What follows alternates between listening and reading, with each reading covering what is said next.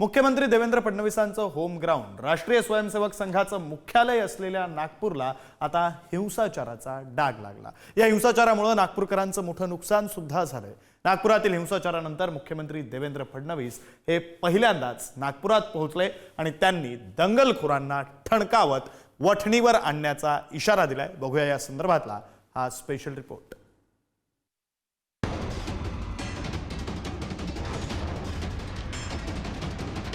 आता जे काही नुकसान झालेलं आहे हे सगळं नुकसान दंगेखोरांकडून वसूल करण्यात येईल।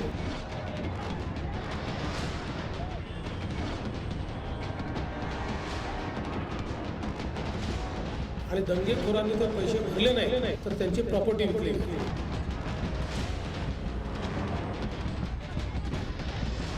नागपुरातील हिंसाचारावरून मुख्यमंत्री देवेंद्र फडणवीस यांनी आक्रमक भूमिका घेतली आहे। जे नुकसान झालं आहे त्याची भरपाई दंगेखोरांकडून वसूल केली जाणार असल्याचं फडणवीसांनी स्पष्ट केलं।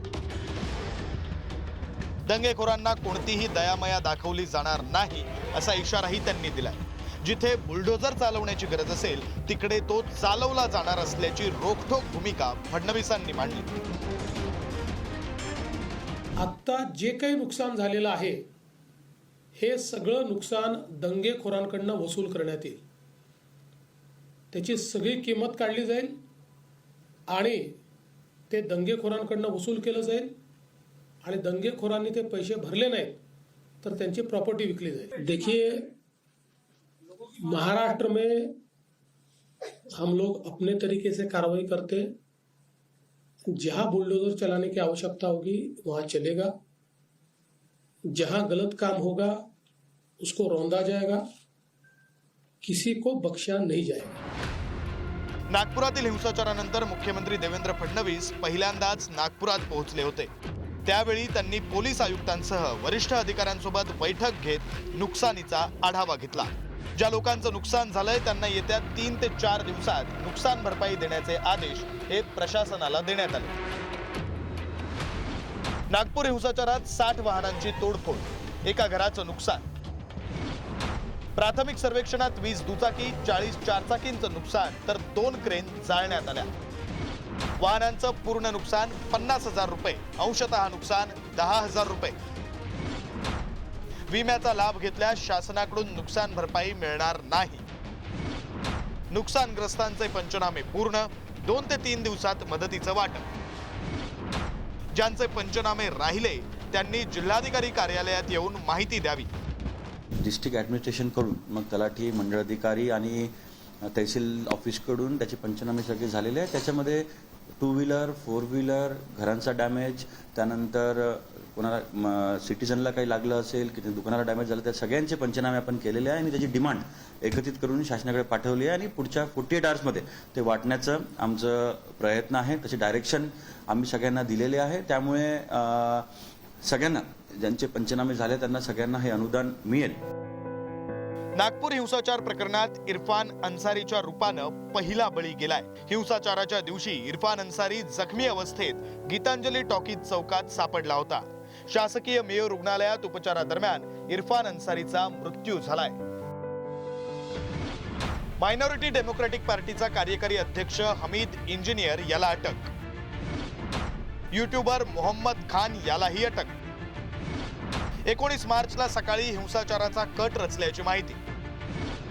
दंगल प्रकरणात आतापर्यंत 31 गुन्हे दाखल।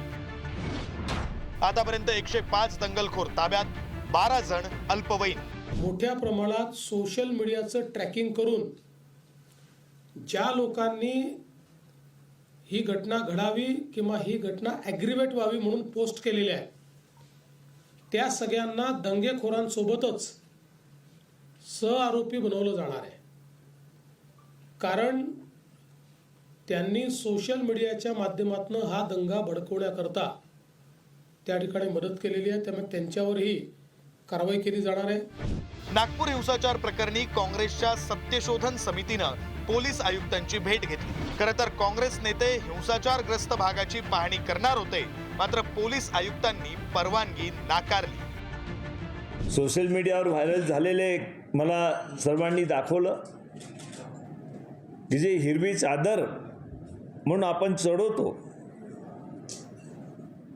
आणि त्या चादरीवर जे आयात, त्यांच्या कुराणामधले आयात, त्यावर जे लिहिलेले चित्र स्पष्ट दिसत आहेत, ते जर जाळण्याचा कोणी प्रयत्न करत असेल तर जेवढा करावा तेवढा निषेधार्ह आहे. काँग्रेसची समिती किती गंभीर आहे याचं एकच उदाहरण मी देतो की ज्याच्यावर अकोला दंग्याचा आरोप आहे, त्या दंग्याचा आरोपी हा त्यांच्या समितीचा सदस्य आहे. म्हणजे आता दंगेखोर हे दंग्याची चौकशी करण्याकरता जर येणार असतील तर ही समिती म्हणजे अक्षरशः लांगुल चालन आहे, पाय चाटणे. नागपूर हिंसाचार पूर्वनियोजित असल्याचं स्पष्ट झालंय. यासाठी सोशल मीडियाचाही पद्धतशीरपणे वापर करण्यात आलाय.